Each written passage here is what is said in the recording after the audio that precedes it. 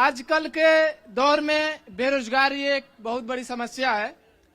उस बेरोजगारी पर मैं कुछ पंक्तियां पढ़ता हूं कि कह रहा हूं मैं ये चीख कर खून दिल की सियाही से ये लिख कर देश के इन युवाओं को अब क्या कहें, बोलती है कलम मेरी ये लिख कर। हम तो हाई स्कूल और इंटर के बाद, हम तो हाई स्कूल और इंटर के बाद कल भी बेकार थे अब भी बेकार हैं।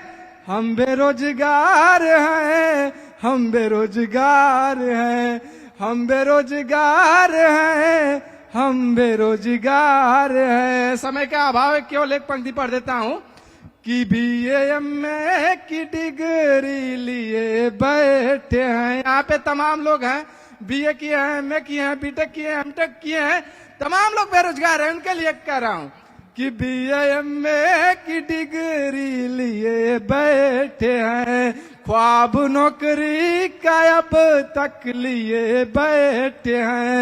एक चपरासी की नौकरी के लिए, एक चपरासी की नौकरी के लिए 5 लाख की रिश्वत दिए बैठे हैं।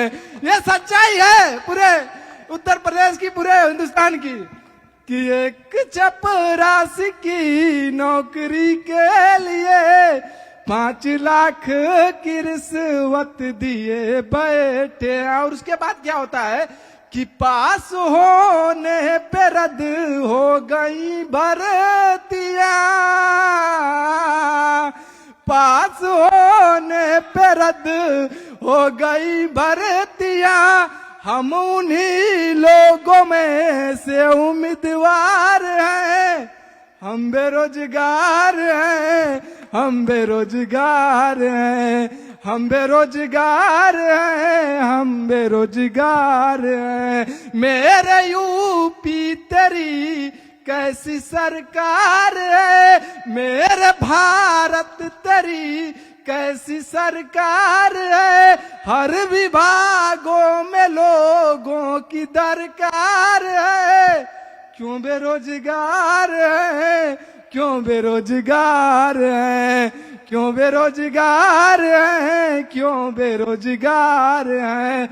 और नदी को तेज धारों से ज्यादा कौन समझेगा, वनों को सदा बहारों से ज्यादा कौन समझेगा, वनों को सदा बहारों से ज्यादा कौन समझेगा।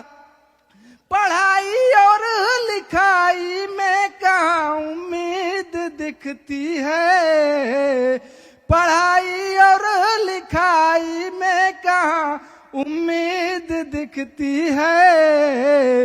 ये बातें बेरोजगारों से ज्यादा कौन समझेगा, ये बातें बेरोजगारों से ज्यादा कौन समझेगा। बस केवल 4 लाइन है वंशवाद पर।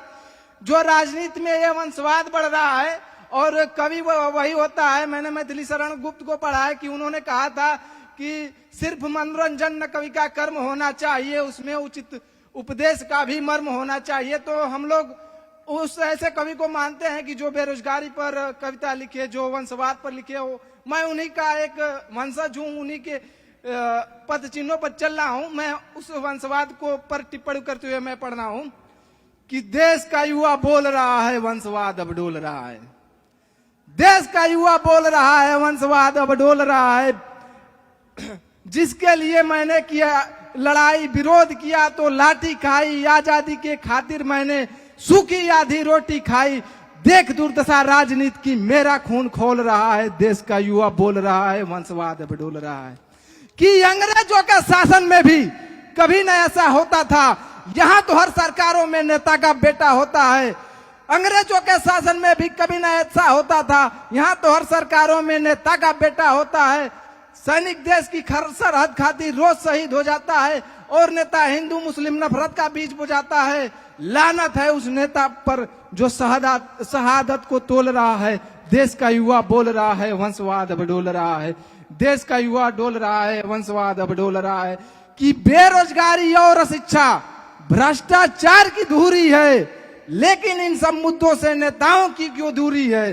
बेरोजगारी और शिक्षा भ्रष्टाचार की दूरी है, लेकिन इन सब मुद्दों से नेताओं की क्यों दूरी है। चुनावों में अब जातियों की प्रकार बताई जाती है। आप लोगों ने देखा होगा कि चुनावों में अब जातियों की प्रकार बताई जाती है। भारत में अब ऐसे ही सरकार बनाई जाती है। भारत में अब ऐसे ही सरकार बनाई जाती है। और राजनीति में जातिवाद का कौन जहर ये घोल रहा है। देश का युवा बोल रहा है, वंशवाद अब डोल रहा है। देश का युवा बोल रहा है, वंशवाद अब डोल रहा है। बहुत बहुत धन्यवाद साहित्य आज तक का, बहुत बहुत धन्यवाद।